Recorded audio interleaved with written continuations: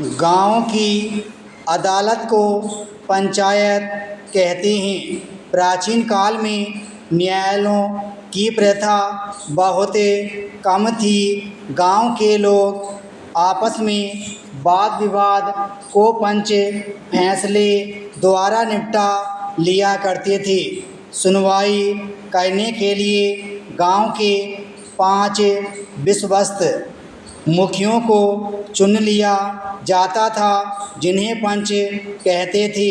वे पंच गांवों की चौपाल में बैठकर दोनों पक्षों की बात सुनते थे और फिर निष्पक्ष होकर सच्चा निर्णय देते थे।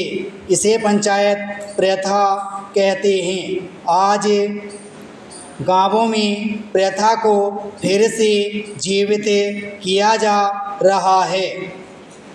पंचायत का मुख्य उद्देश्य ग्रामीणों के आपसी झगड़े निपटाना और उसमें पारस्परिक प्रीति बढ़ाना है।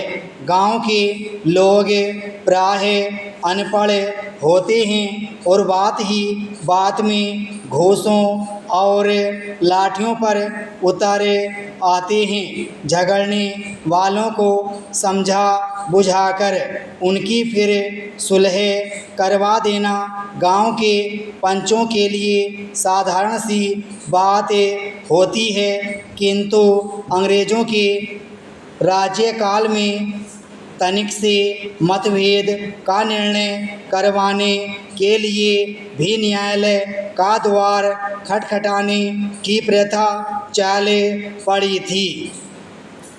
न्यायालय में मनमुटाव दूर नहीं होता, अपितु बढ़ जाता है।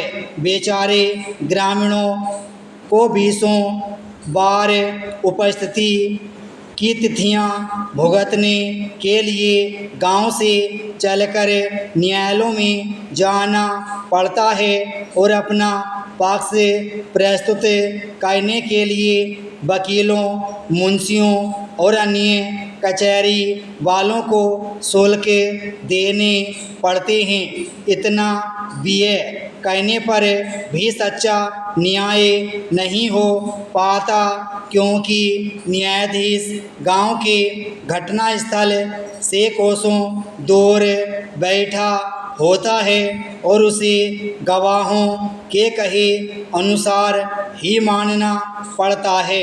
इसलिए कभी कभी सच को झूठ और झूठ को सच भी घोषित किया जा सकता है।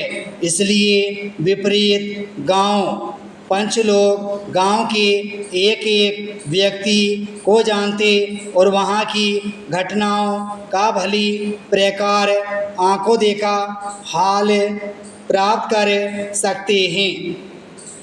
अतः उनके न्याय में अंतर नहीं पड़ सकता है। वैसे भी ग्रामीणों का विश्वास है कि पंच परमेश्वर होता है और जब वह आसन पर बैठता है तो उसमें परमेश्वर निवास करते हैं। इसलिए वह झूठा निर्णय नहीं दे सकता।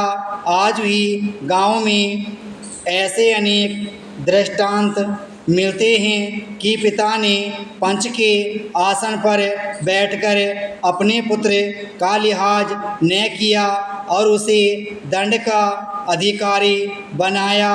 इस प्रकार पंचायतों में एक तो सच्चा न्याय हो सकता है और दूसरे गांव वाले शहर आने जाने के व्यय और समस्या से बचे जाते हैं। इधर बीज की बुवाई और फसल की कटाई का समय हो और उधर किसान को न्यायालय में प्रस्तुत होने का बुलावा आ जाए तो उसकी हानि का अनुभव एक गांववासी ही लगा सकता है। विराम स्टॉप।